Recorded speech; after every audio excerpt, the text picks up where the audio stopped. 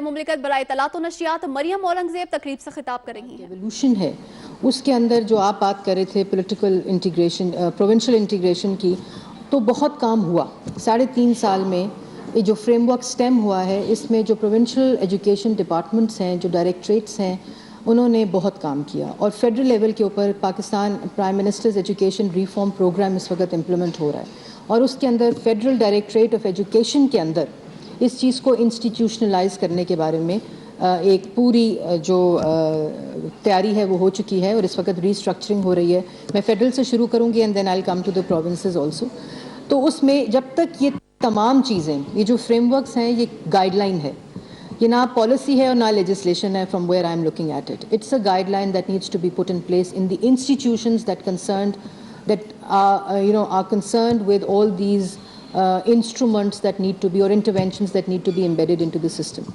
اس میں federal directorate اس کو اسلام آباد کے لیول کے اوپر ہم اس لیے انسٹیٹیوشنلائز کر رہے ہیں، اور اس کے اندر جو آپ نے یہاں نام لیا ایجوکیشن مینیجرز کا،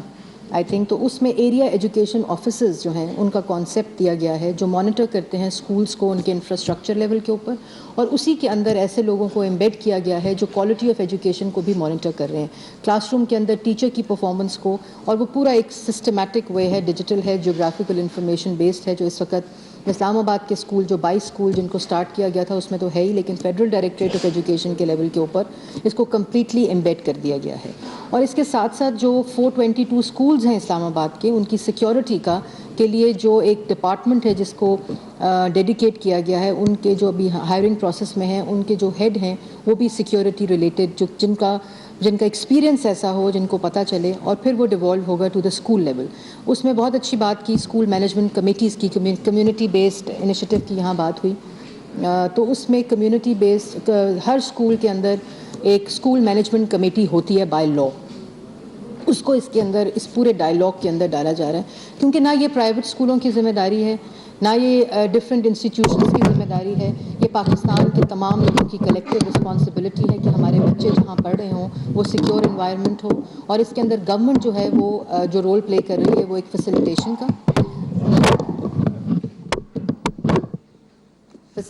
کا اور جو کہ فنڈنگ از ویری امپورٹنٹ، جس کو ڈسکس کیا گیا ابھی یہاں کے اوپر. تو prime minister level education reform کے لیول کے اوپر تو ایک ڈیڈیکیٹڈ پرائم منسٹر فنڈ میں سے فنڈنگ اس کے لیے ایلوکیٹ کی گئی ہے پورے ریفارم کے لیے، اور جس کی ابھی فرسٹ فیز کی ڈسپرسمنٹ ہو چکی ہے اور کام ہو رہا ہے، اور وہ ان تمام لائنز کے اوپر ہے جو سب ہم نے یہاں ڈسکس کیا. اس کے بعد جو پروونشل انٹیگریشن ہے، پنجاب پروونس نے بہت زیادہ جو آئی ٹی بیسڈ مانیٹرنگ شروع کی ہوئی ہے in schools, in terms of teacher training, in terms of teacher attendance, in terms of quality education, results of the schools, and also on the infrastructure of the schools. تو وہ model بھی وہاں موجود ہے. یہاں 422 اسکولز ہیں، لیکن پنجاب میں 55,000 اسکولز ہیں.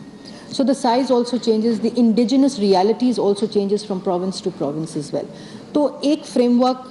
to fit all should just give a policy guideline, اور اس کے بعد اس کو انسٹیٹیوشنلائز ہونا چاہیے ایٹ ڈفرنٹ ٹیئرز، اور اس میں بھی کمپلیٹ انٹیگریشن ہونی چاہیے آف دا ڈپارٹمنٹس جو اس وقت اسلام آباد میں ہو رہی ہے، اور اسی ماڈل کو ریپلیکیٹ کیا جا سکتا ہے ان پروونسز از ویل. اس میں اسلام آباد میں سی ڈی اے انوالوڈ ہے، بیکاز کنسٹرکشن ریلیٹڈ جتنی چیزیں ہیں وہ C D A, P W D. اس کے ساتھ ساتھ کریکولم جو ہے وہ ڈیوالو ہو چکا ہے، اور منسٹری فار ایجوکیشن اس کو دوبارہ سے ایک نیشنل کریکولم کمیٹی کے ذریعے بلیغ الرحمان صاحب کی انڈر کر رہی ہے. اور اسی طرح